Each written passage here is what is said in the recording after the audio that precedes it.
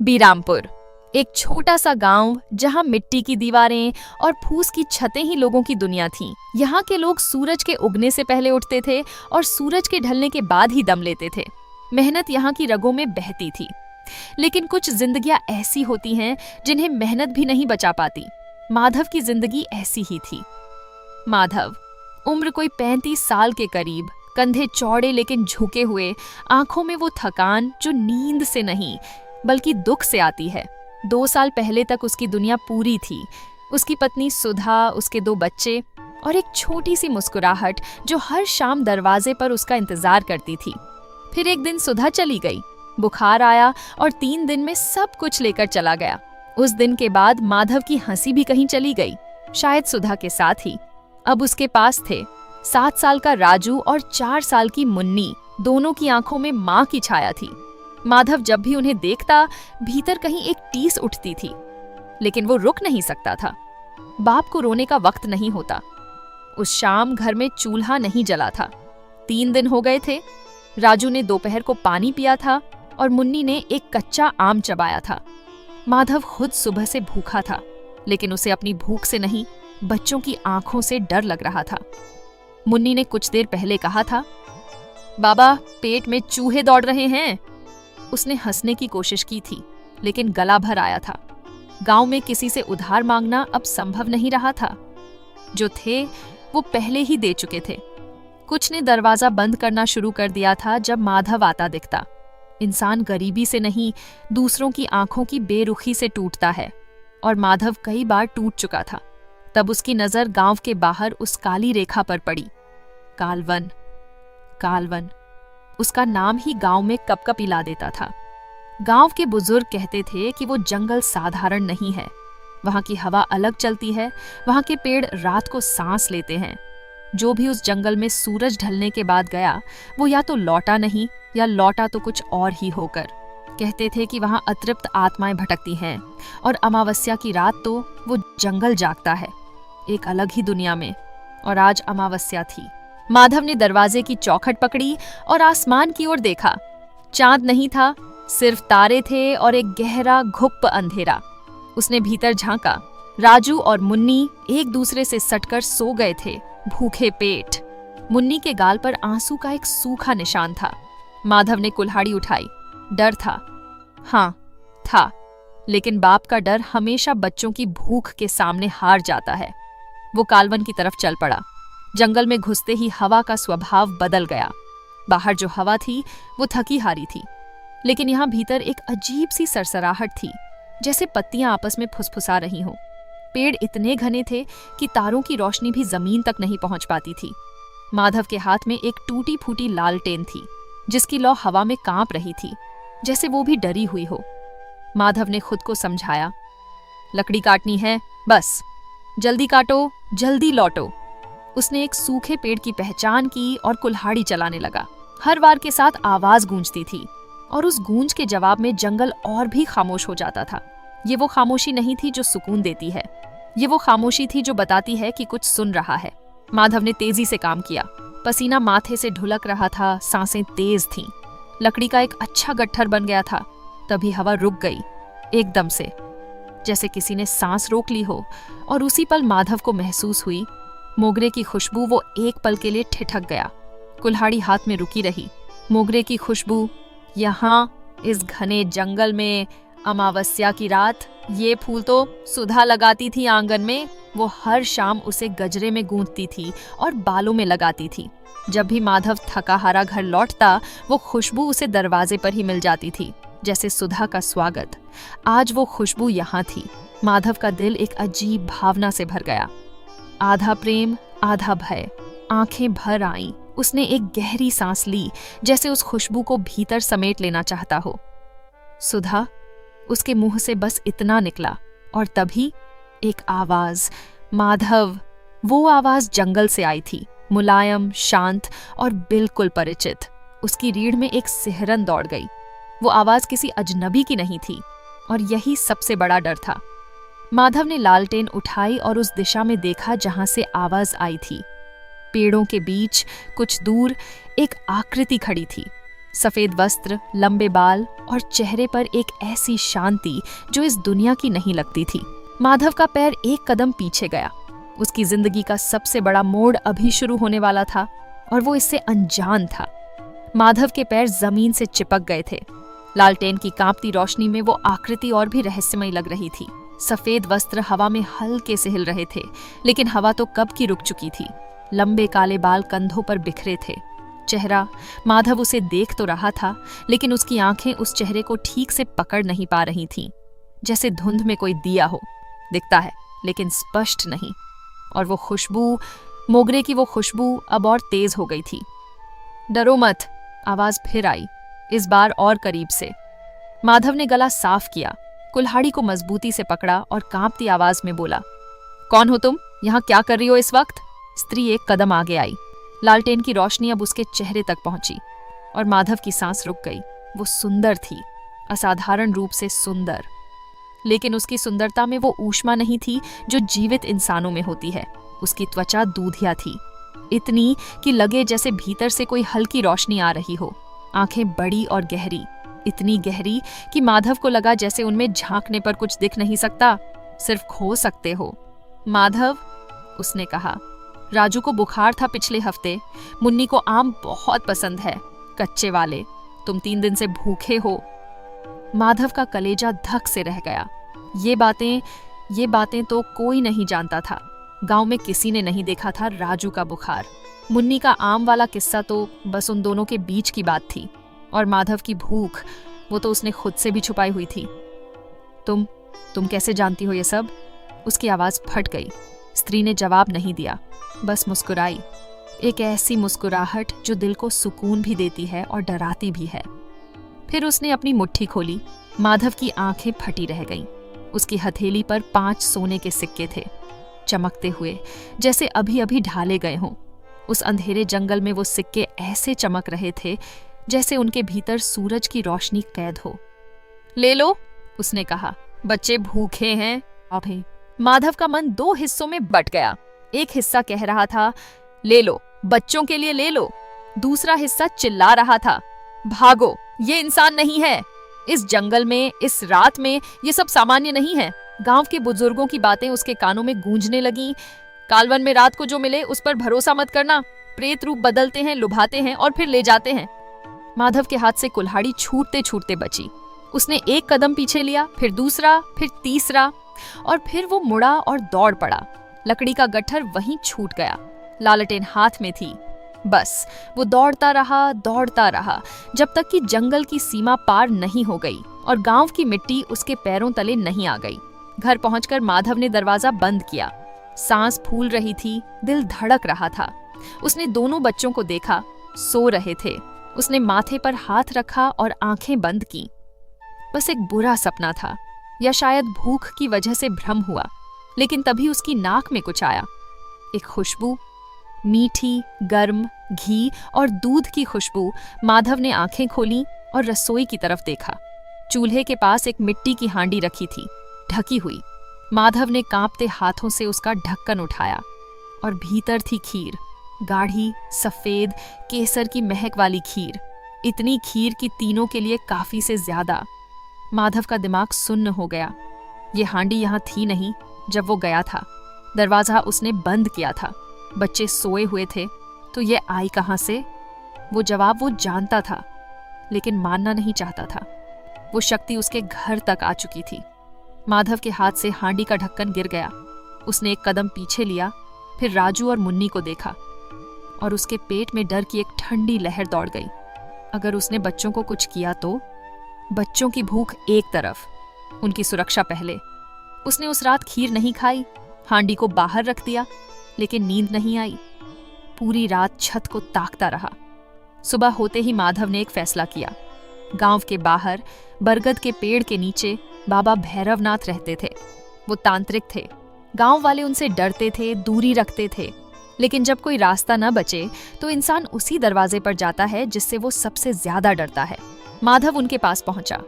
बाबा भैरवनाथ धूनी के सामने बैठे थे, आंखें बंद, होंठ कुछ बुदबुदा रहे थे। राख और रुद्राक्ष उनकी पहचान थी। उनका चेहरा वर्षों की साधना से पत्थर जैसा हो गया था। न हंसी न दया, बस एक गहरी भेदती हुई दृष्टि। माधव ने सब कुछ बताया, जंगल की बात, स्त्री की बात, सोने के सिक्कों की बात और घर में मिली खीर की बात। बाबा भैरवनाथ पूरे समय चुप रहे। जब माधव रुका तो उन्होंने धीरे धीरे आंखें खोली। उनकी नजर माधव पर टिकी और माधव को लगा जैसे वो उसकी आत्मा को पढ़ रहे हों। वो साधारण आत्मा नहीं है। बाबा की आवाज गहरी और भारी थी। तो क्या है वो? माधव ने पूछा। बाबा ने धूनी में एक लकड़ी डाली, लपटें ऊपर उठी। यक्षिणी। वो शब्द हवा में तैरता रहा। माधव की रीढ़ में फिर वही सिहरन। यक्षिणी तुम्हारे घर तक आ चुकी है, बाबा ने कहा।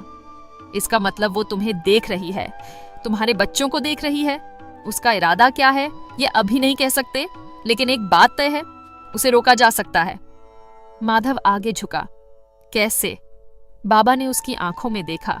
यक्षिणी की शक्ति उसके बालों में होती है। अगर उसके बाल काट दिए जाएं और उन्हें किसी ऐसी जगह दबा दिया जाए जहां आग जलती हो, तो वो तुम्हारे वश में हो जाएगी, तुम्हारी दासी बन जाएगी। माधव ने एक पल सोचा। दासी, एक यक्षिणी जो सोने के सिक्के दे सकती है, जो बिना बताए खीर पहुंचा सकती है। अगर वो उसके वश में आ जाए तो बच्चों को भूखा नहीं सोना पड़ेगा। ये एक विचार था, एक ऐसा विचार जो डर और लालच के बीच की पतली रेखा पर खड़ा था, और माधव उस रेखा को पार करने की सोच रहा था। बाबा उसका चेहरा पढ़ रहे थे। सोच लो माधव, उन्होंने कहा। जो दिखता है वो हमेशा वो नहीं होता जो होता है। लेकिन माधव के कानों में तब तक सिर्फ एक ही बात गूंज रही थी, उसे वश में किया जा सकता है, और वो फैसला कर चुका था। उस रात माधव सोया नहीं। धूनी के सामने बाबा भैरवनाथ के शब्द उसके दिमाग में घूमते रहे। यक्षिणी की शक्ति उसके बालों में होती है, और साथ में घूमती रहीं राजू और मुन्नी की भूखी आंखें। दोनों चीजें एक दूसरे से टकराती रहीं, डर और जरूरत, ईमान और मजबूरी। आधी रात के करीब माधव उठा। उसने धीरे से बच्चों को देखा। राजू करवट लेकर सो रहा था, मुन्नी उसकी बांह से लिपटी हुई थी। दोनों के चेहरे पर वो निश्चिंतता थी जो सिर्फ बचपन में होती है, जब दुनिया की सारी जिम्मेदारी बाप के कंधों पर हो और बच्चे बेफिक्र सो सके। माधव ने मुन्नी के माथे पर हाथ फेरा। उसकी सांस गहरी और शांत थी। इनके लिए, उसने खुद से कहा, सिर्फ इनके लिए। और वो निकल पड़ा कालवन की तरफ। जंगल उसका इंतजार कर रहा था। कम से कम ऐसा लगा माधव को। जैसे ही उसने जंगल की सीमा पार की, वही खामोशी, वही घुप्प अंधेरा और वही मोगरे की खुशबू। इस बार खुशबू पहले आई, आकृति बाद में। वो वहीं खड़ी थी, उसी पेड़ के पास, उसी जगह, जैसे गई ही नहीं थी, जैसे माधव के लौटने का इंतजार कर रही थी।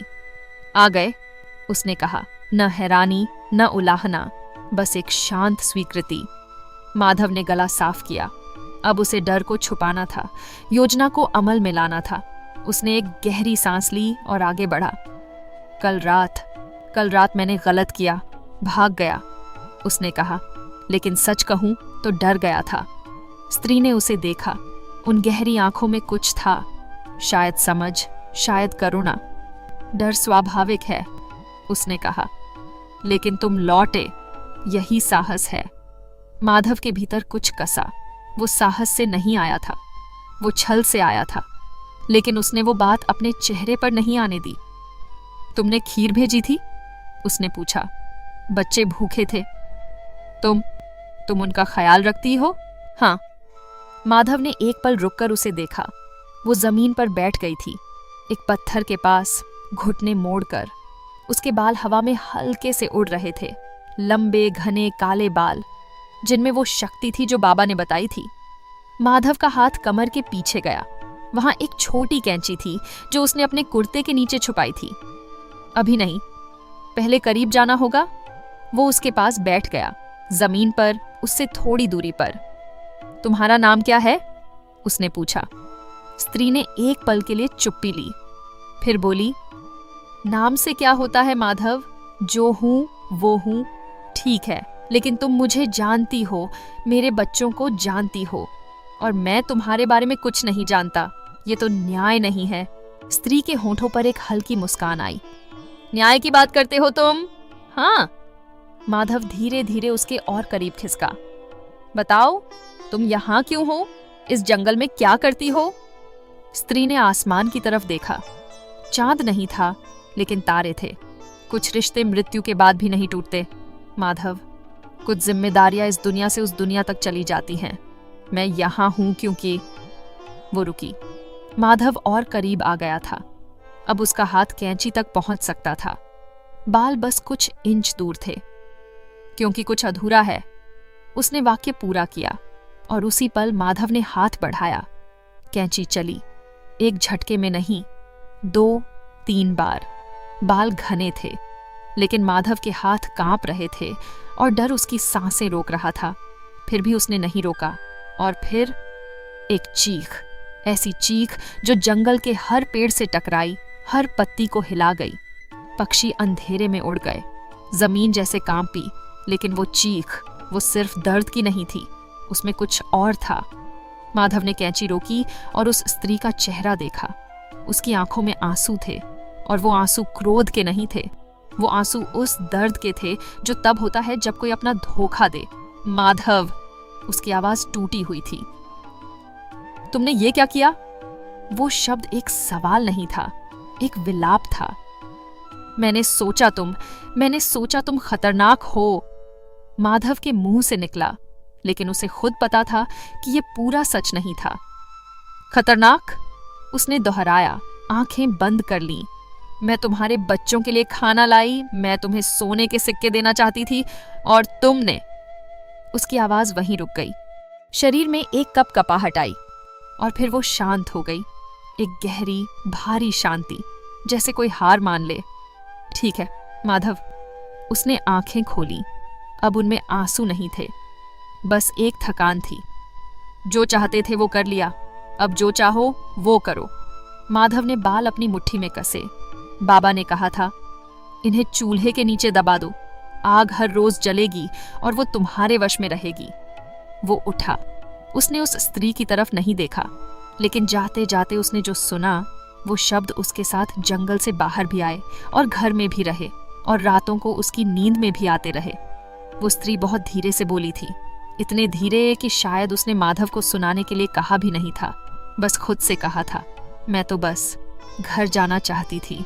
माधव ने वो रात चूल्हे के पास बैठकर गुजारी। बाबा के बताए अनुसार उसने वो बाल चूल्हे की नींव के नीचे दबा दिए, गहरे मिट्टी में, जहां हर रोज आग जलती थी वहां।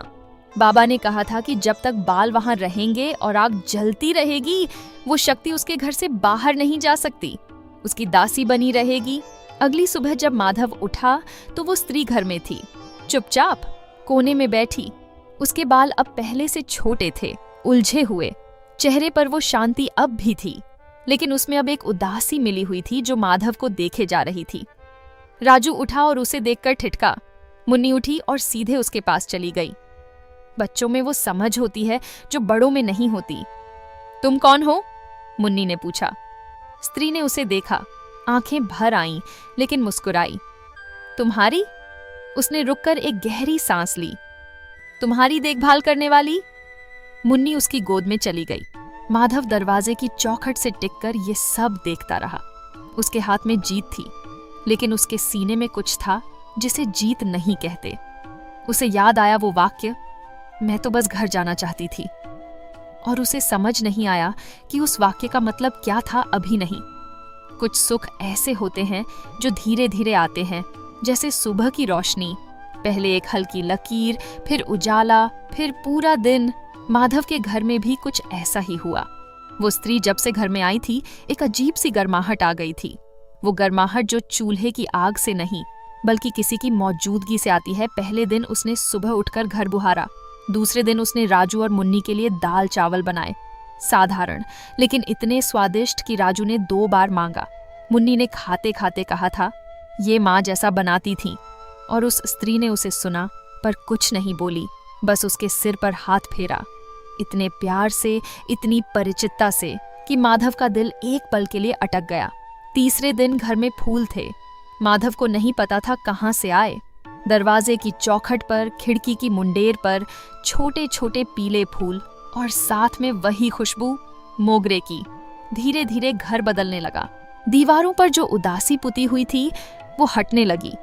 राजू जो पिछले 2 साल से बहुत कम बोलता था, वो फिर से हंसने लगा। मुन्नी जो रात को कभी कभी माँ को याद करके रोती थी, अब उस स्त्री की गोद में सो जाती थी। और माधव देखता रहा, पहले संदेह से, फिर राहत से, फिर एक अजीब सी बेफिक्री से। पहले हफ्ते तक माधव ने खेत में काम किया, लेकिन जब घर में खाना बना बनाया मिलने लगा, बच्चे खुश रहने लगे और उस स्त्री ने एक दिन बिना मांगे एक छोटी सी पोटली उसके सामने रख दी जिसमें चांदी के कुछ सिक्के थे, तो माधव के पैर खेत की तरफ कम जाने लगे। ये कहाँ से आए? उसने पूछा था। तुम्हारे घर की जरूरत थी, उसने बस इतना कहा। माधव ने सिक्के उठा लिए, पूछा नहीं। ये वो पल था, वो एक पल जब एक रेखा पार हुई। उसे पता था कि उसे पूछना चाहिए था, उसे पता था कि इन सिक्कों को वापस करना चाहिए था, लेकिन भूख की याद, तंगी की थकान और आसानी का लालच तीनों मिलकर उस एक पल में जीत गए। और एक बार जो रेखा पार हो जाती है, उसे याद भी नहीं रहता कि वो कभी थी। 2 हफ्ते बाद माधव ने पहली बार मांगा। सुबह का वक्त था, वो स्त्री रसोई में थी। माधव ने दरवाजे से कहा, सोने के सिक्के जो तुमने पहली रात दिखाए थे जंगल में, क्या वो मिल सकते हैं? स्त्री रुकी, उसने पीछे मुड़कर माधव को देखा। किस लिए? राजू के लिए कपड़े चाहिए, मुन्नी के लिए। माधव ने बात अधूरी छोड़ दी। स्त्री ने एक पल उसे देखा, फिर बिना कुछ कहे अपनी मुट्ठी खोली और 5 सोने के सिक्के उसकी हथेली पर थे। माधव ने ले लिए। उस दिन बाजार से राजू के लिए कपड़े आए, मुन्नी के लिए एक गुड़िया आई और माधव के लिए एक नई धोती। घर में उत्सव जैसा माहौल था, लेकिन उस स्त्री ने उस दिन कम खाया। माधव ने देखा, लेकिन ध्यान नहीं दिया। 1 महीना बीता। माधव अब खेत नहीं जाता था। सुबह उठता, बाहर बैठता और दिन भर या तो गांव में घूमता या घर में बैठा रहता। काम उस स्त्री का था, खाना, बच्चे, घर, और जब भी माधव मांगे, सिक्के। गांव के लोग बदलाव देख रहे थे। पड़ोसी रामलाल ने एक दिन माधव से पूछा, भाई कौन है वो तुम्हारे घर में और इतना पैसा कहाँ से आ रहा है? माधव ने हंस कर टाल दिया, दूर की रिश्तेदार है, मदद कर रही है। रामलाल संतुष्ट नहीं हुआ, लेकिन माधव को परवाह नहीं थी। परवाह तब खत्म होती है जब सुविधा शुरू होती है। उस स्त्री का नाम बच्चों ने रख दिया था, काकी। राजू उसे काकी कहता था, मुन्नी काकी कहती थी, और वो उस नाम पर हर बार एक ऐसे मुस्कुराती थी जिसमें खुशी थी और दर्द भी था, जैसे वो नाम उसे कुछ याद दिलाता हो और कुछ भुला भी देता हो। एक शाम मुन्नी उसकी गोद में लेटी थी। काकी, तुम कहाँ से आई हो? दूर से। बहुत दूर से? हाँ, बहुत दूर से। तो घर कब जाओगी? उस स्त्री ने मुन्नी के बालों में उंगलियां फेरी। एक लंबी चुप्पी। जब मेरा काम पूरा हो जाएगा। कौन सा काम? तुम दोनों को ठीक से देखना, उसने कहा। यही काम है मेरा। मुन्नी संतुष्ट होकर सो गई, लेकिन माधव ने वो बातचीत सुनी थी दरवाजे के पीछे से, और उसके भीतर कुछ हुआ। एक हल्की सी टैंग, जैसे कोई पुरानी याद हो जो पूरी तरह याद नहीं आती। उसने दरवाजा छोड़ा और बाहर चला गया, लेकिन वो तैंग ज्यादा देर नहीं टिकी। अगले दिन माधव ने फिर मांगा, इस बार ज्यादा सिक्के। उसने सोचा था कि एक छोटी जमीन खरीदेगा, फिर सोचा नहीं, पहले घर की मरम्मत। फिर सोचा नहीं, पहले कुछ और। मांगना जब आदत बन जाता है तो जरूरत और लालच में फर्क करना मुश्किल हो जाता है। उस स्त्री ने सिक्के दिए, लेकिन इस बार उसके हाथ थोड़े कांपे। माधव ने देखा, लेकिन नहीं देखा। एक दिन माधव ने ध्यान से देखा। वो स्त्री जो पहले इतनी तेज और ऊर्जावान थी, अब धीमी हो गई थी। उसके चेहरे की वो दीप्ति, वो चमक कम हो रही थी। आंखें पहले जितनी गहरी नहीं थी। चलते वक्त कभी कभी वो रुकती थी, जैसे सांस लेना पड़े। एक दिन वो चूल्हे के पास बैठी थी और उसने माधव से कहा, माधव, एक बात कहनी थी। हाँ? चूल्हे के नीचे जो दबाया है तुमने, वो निकाल दो। माधव का चेहरा सख्त हो गया। क्यों? क्योंकि उससे मुझे तकलीफ होती है, हर दिन जब आग जलती है। उसने बात अधूरी छोड़ी, लेकिन उसकी आंखें पूरी बात कह रही थीं। माधव ने एक पल सोचा, अगर वो बाल निकाल दे तो वो चली जाएगी। सिक्के बंद, सुविधा बंद, और फिर वही पुरानी जिंदगी, भूख, तंगी, अकेलापन। अभी नहीं, उसने कहा, बाद में देखेंगे। वो स्त्री चुप हो गई। उसने उस दिन खाना बनाया, बच्चों को खिलाया, मुन्नी को सुलाया, राजू को कहानी सुनाई और रात को जब सब सो गए वो चूल्हे के पास बैठी रही। आग की लपटें उठती रहीं और उन लपटों के नीचे उसके बाल जलते रहे। माधव को उस रात नींद नहीं आई। वो करवटें बदलता रहा, आंखें बंद की, लेकिन उसके भीतर कुछ था जो सोने नहीं दे रहा था। वो वाक्य, उससे मुझे तकलीफ होती है, कहीं ना कहीं चुभ रहा था। उसने सोचा कल निकाल दूंगा, लेकिन सुबह उठा, चाय मिली, नाश्ता मिला, मुन्नी की किलकारी मिली और वो बात भूल गई या भुला दी। ये फर्क बहुत महीन होता है, भूलना और भुलाना, लेकिन इस फर्क में ही इंसान का असली चेहरा छुपा होता है। दिन बीतते रहे, वो स्त्री कमजोर होती रही, माधव मांगता रहा, बच्चे खुश रहे। उन्हें नहीं पता था कि उनकी खुशी की कीमत कोई और चुका रहा है। एक शाम राजू ने माधव से पूछा, बाबा काकी को क्या हो गया है, वो पहले जैसी नहीं रही। माधव ने जवाब नहीं दिया। राजू फिर बोला, काकी बहुत अच्छी हैं बाबा, उनका ख्याल रखो। 7 साल के बच्चे ने जो बात कही वो बात एक बाप को समझ नहीं आई, या आई लेकिन लालच ने उसे दबा दिया। उस महीने की आखिरी रात को माधव ने देखा कि वो स्त्री चूल्हे के पास बैठी है और उसके हाथ कांप रहे हैं। आग की रोशनी उसके चेहरे पर पड़ रही थी और उस रोशनी में उसका चेहरा इतना थका हुआ, इतना दर्द भरा लग रहा था कि माधव एक पल के लिए रुक गया। और उस एक पल में कुछ टूटा, कोई दीवार, कोई परत जो लालच ने बनाई थी। उसे अचानक याद आया, वो रात, वो जंगल, वो चीख और वो शब्द। मैं तो बस घर जाना चाहती थी। माधव ने एक कदम आगे बढ़ाया, लेकिन उसी वक्त मुन्नी ने नींद में आवाज लगाई, काकी। और उस स्त्री ने इतनी थकान के बावजूद उठकर मुन्नी के पास जाकर उसका हाथ थाम लिया। माधव का वो कदम वहीं रुक गया। वो पलटा, लेट गया, आंखें बंद कर लीं। कल, उसने खुद से कहा, कल निकाल दूंगा। लेकिन कल आती है और अपने साथ ऐसी चीजें लाती है जिनका इंतजार नहीं था। अमावस्या फिर आई, जैसे हर बार आती है, चुपचाप, बिना बताए। चांद छुप जाता है और आसमान एक गहरे काले कपड़े की तरह तन जाता है। तारे होते हैं लेकिन वो रोशनी नहीं देते, बस गवाह बनते हैं। उस रात हवा अजीब थी। माधव ने महसूस किया था, शाम से ही एक भारीपन था वातावरण में, जैसे कुछ होने वाला हो। पेड़ों की पत्तियां बिना हवा के हिल रही थीं। कुत्ते दिन से ही रो रहे थे, वो रोना जो किसी अनहोनी से पहले होता है। गांव के बुजुर्ग ऐसी रातों में घर के दरवाजे बंद कर लेते थे और दिया जलाकर बैठते थे। माधव ने कोई दिया नहीं जलाया।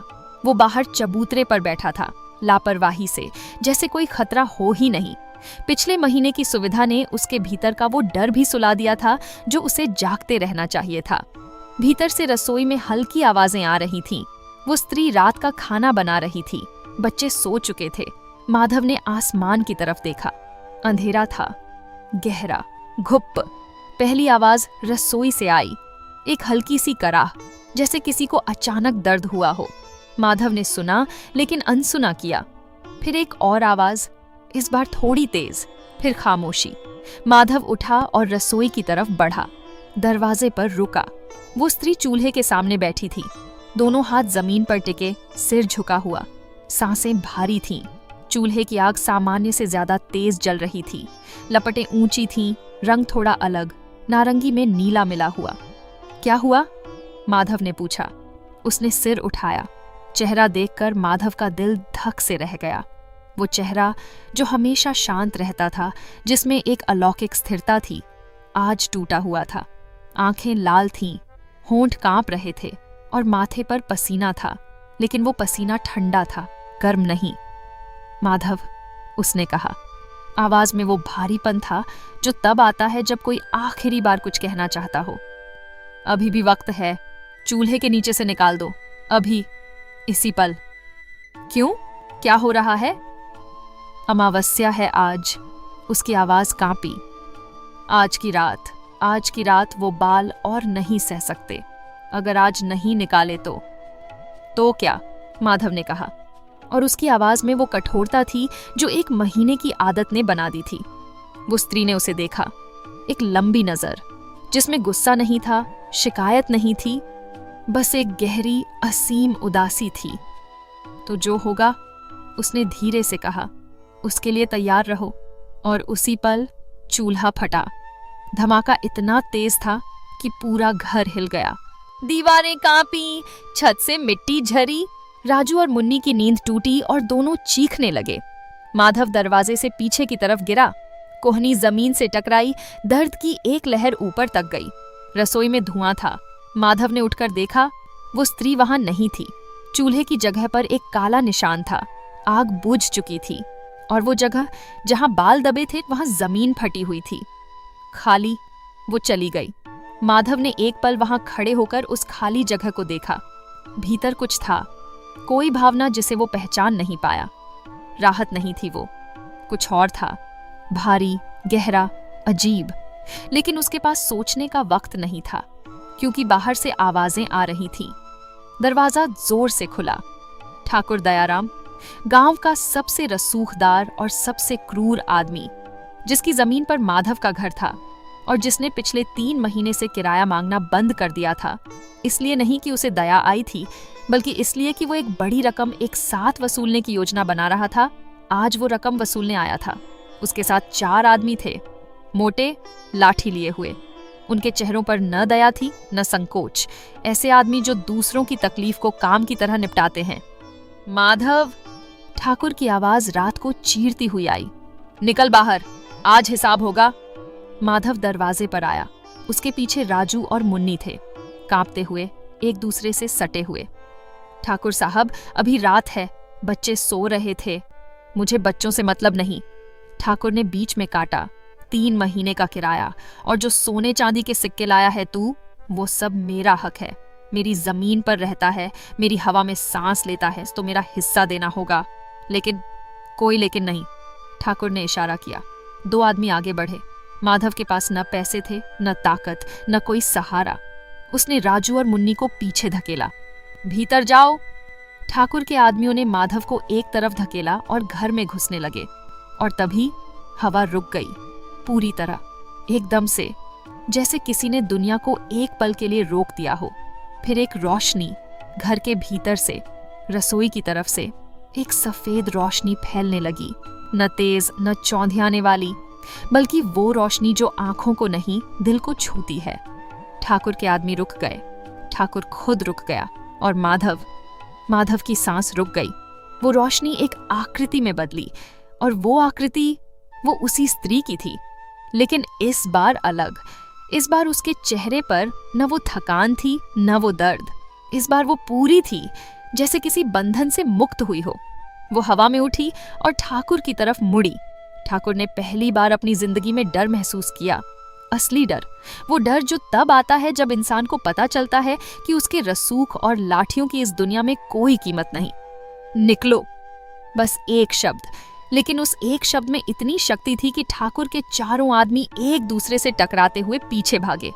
ठाकुर खुद, जो आज तक किसी के सामने नहीं झुका था, वो पांव पटकता, ठोकरें खाता भाग गया। घर के बाहर एक धूल का बवंडर उठा और फिर सब शांत हो गया।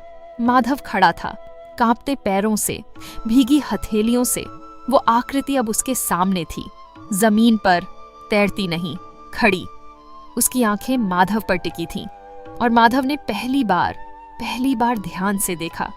वो आंखें जो उसने पहले भी देखी थीं, बहुत पहले, रोज देखी थीं, सुबह उठकर, रात को सोने से पहले।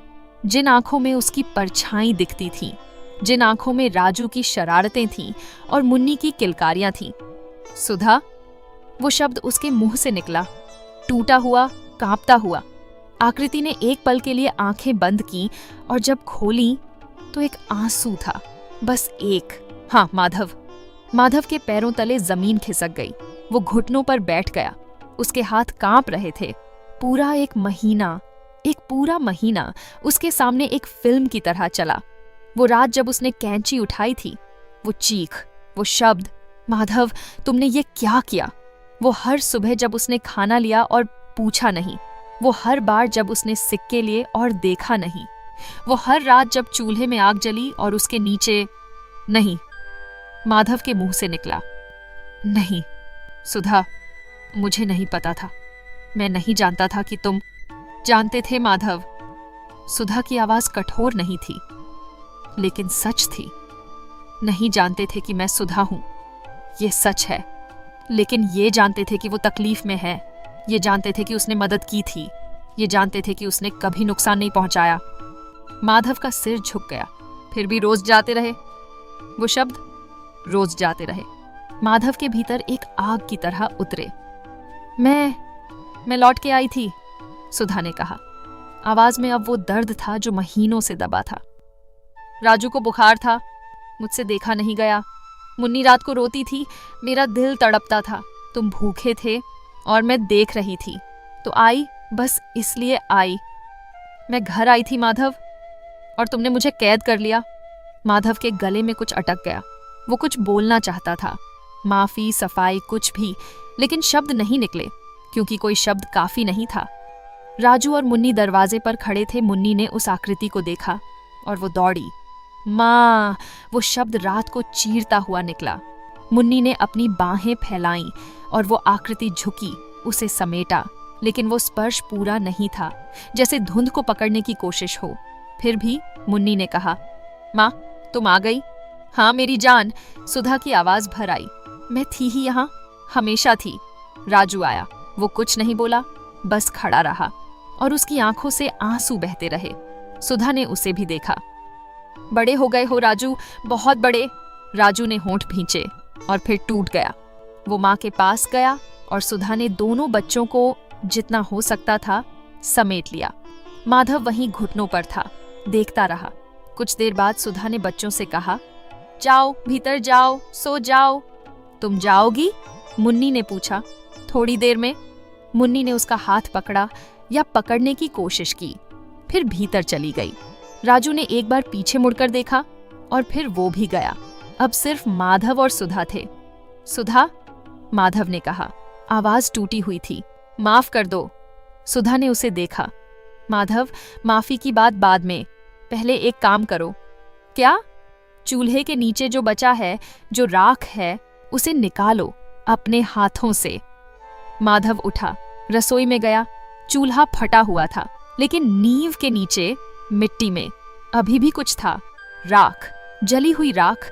उसने हाथ डाला, आग नहीं थी, लेकिन वो राख गर्म थी, जलती हुई।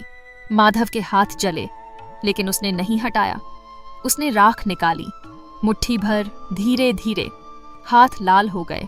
दर्द था, तेज, असहनीय, लेकिन माधव ने नहीं छोड़ा।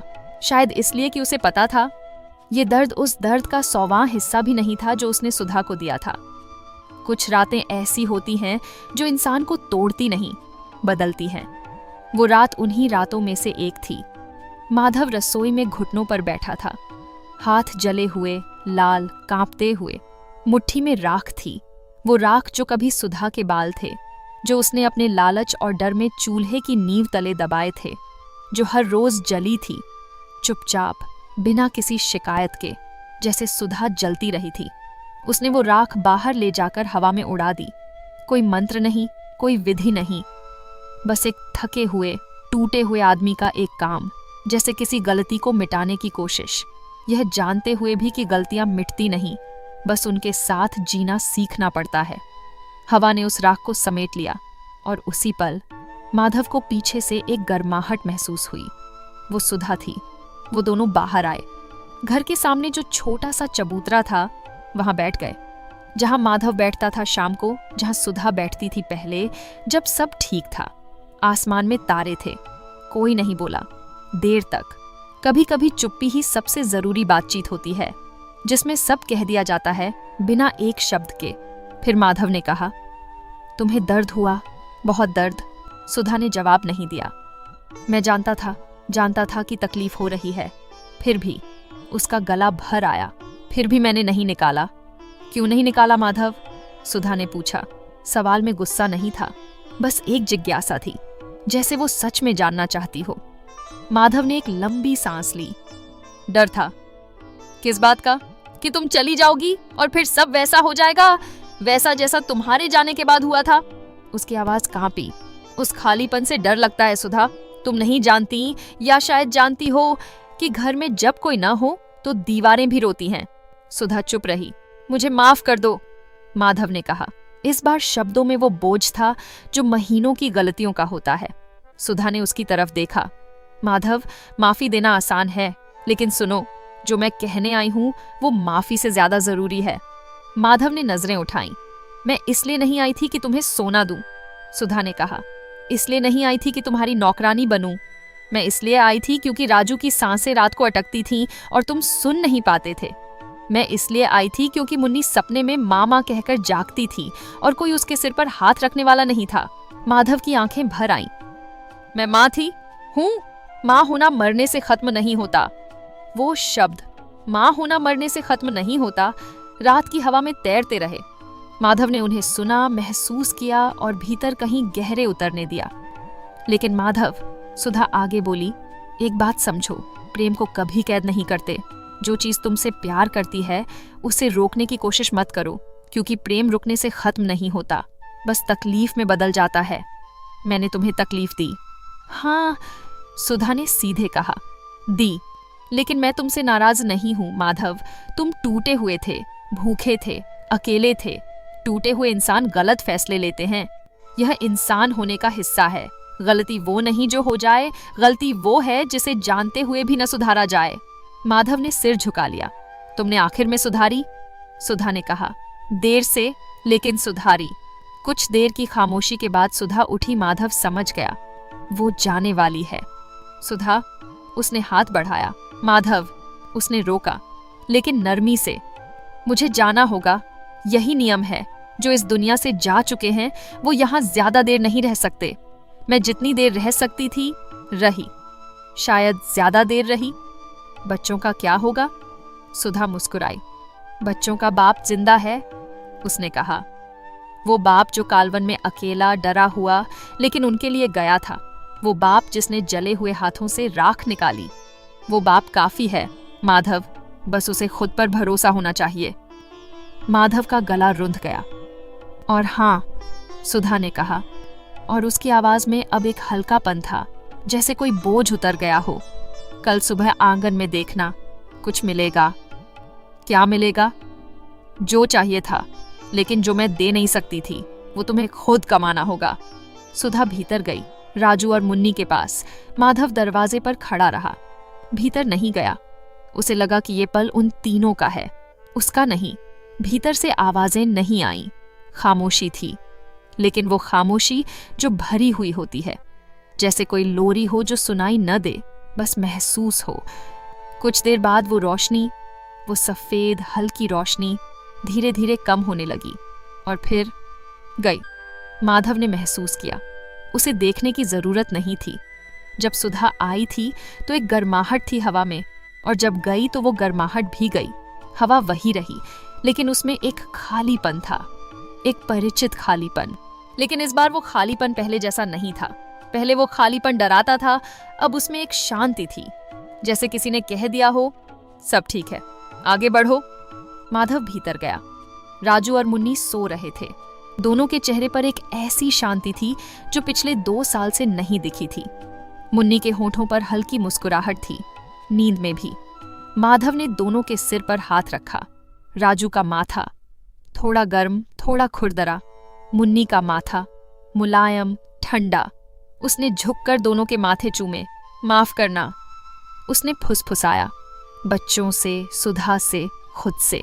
फिर वो बाहर आकर चबूतरे पर बैठ गया। आसमान में तारे अब भी थे। अमावस्या थी, लेकिन अंधेरा अब उतना गहरा नहीं लगता था। उसने पहली बार उस रात गहरी नींद ली।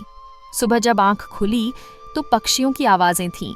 माधव को याद आया, कल सुबह आंगन में देखना। वो उठा और आंगन में आया। एक कोने में, जहां पहले कुछ नहीं था, सिर्फ खाली मिट्टी, वहां एक छोटी सी पोटली रखी थी, मिट्टी की, साधारण। माधव ने झुककर उठाई, खोला। भीतर बीज थे, छोटे छोटे, भूरे, साधारण दिखने वाले बीज। कोई चमक नहीं, कोई जादू नहीं, बस बीज। उसके साथ एक पत्ता था, सूखा हुआ, जिस पर कुछ लिखा था, लेकिन अक्षर नहीं थे। बस एक चित्र था, एक हाथ जिसमें बीज थे, और उसके नीचे अंकुर। माधव समझ गया, उस दिन से माधव बदल गया। धीरे धीरे, जैसे वो बीज बदलते हैं जब जमीन में जाते हैं। ऊपर से कुछ नहीं दिखता, लेकिन भीतर सब कुछ हो रहा होता है। उसने वो बीज अपने उस छोटे से खेत में बोए जो पिछले महीने से बंजर पड़ा था। उसने मेहनत की सुबह से शाम तक।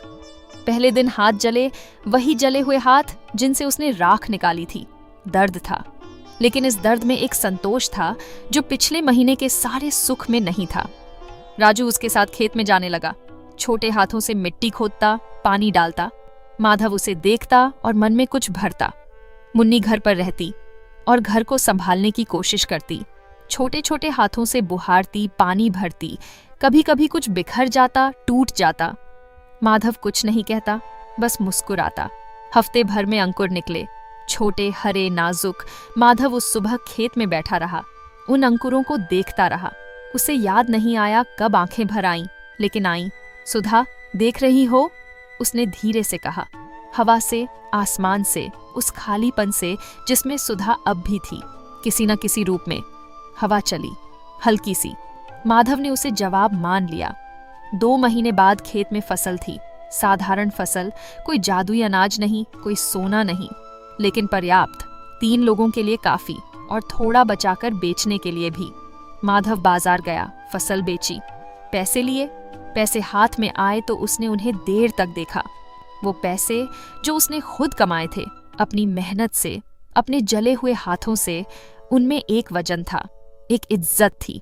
वो वजन सोने के सिक्कों में नहीं था, वो इज्जत उस खीर में नहीं थी जो बिना मांगे मिली थी। एक शाम माधव चबूतरे पर बैठा था। राजू उसके पास था, हाथ में एक लकड़ी लेकर जमीन पर कुछ बना रहा था। मुन्नी दरवाजे पर खड़ी थी, आसमान को देख रही थी। बाबा, मुन्नी ने कहा। हाँ? माँ कभी वापस आएगी? माधव ने एक पल रुककर जवाब सोचा। वो गई नहीं है मुन्नी। तो कहाँ है? यहीं है, माधव ने कहा। जब तुम्हें रात को नींद आती है, वो वहां है। जब राजू को कुछ सही लगता है और कुछ गलत, वो वहां है। जब हम मेहनत करते हैं और थककर भी नहीं रुकते, वो वहां है। मुन्नी ने सोचा, फिर बोली, मतलब माँ हवा में है? माधव हंसा, पहली बार। असली हंसी, वो हंसी जो सीने से निकलती है।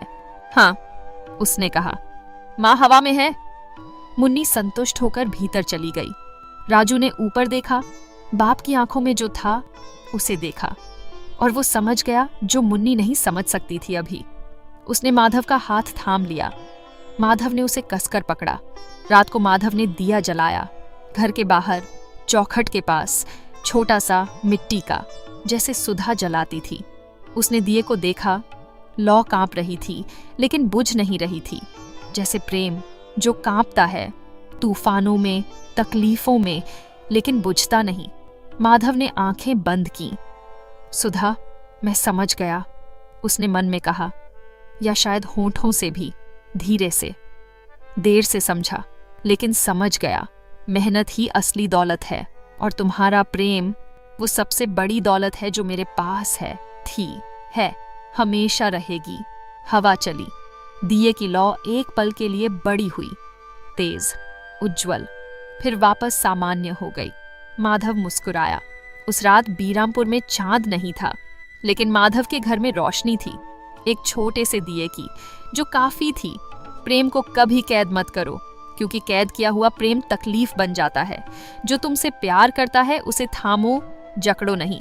और जो तुम्हारे लिए जल रहा हो उसकी पीड़ा देखो, भले ही देखना मुश्किल हो। मेहनत की रोटी में जो स्वाद है वो किसी जादू के सोने में नहीं। और माँ का प्रेम वो मृत्यु की सीमा नहीं मानता। वो हवा में रहता है, नींद में रहता है, हर उस पल में रहता है जब कोई बच्चा अकेला हो और उसे किसी की जरूरत हो। वो वहां होता है, हमेशा। यदि आपको यह कहानी पसंद आई हो तो कृपया वीडियो को लाइक करें, चैनल को सब्सक्राइब करें और अपनी राय कमेंट में अवश्य दें।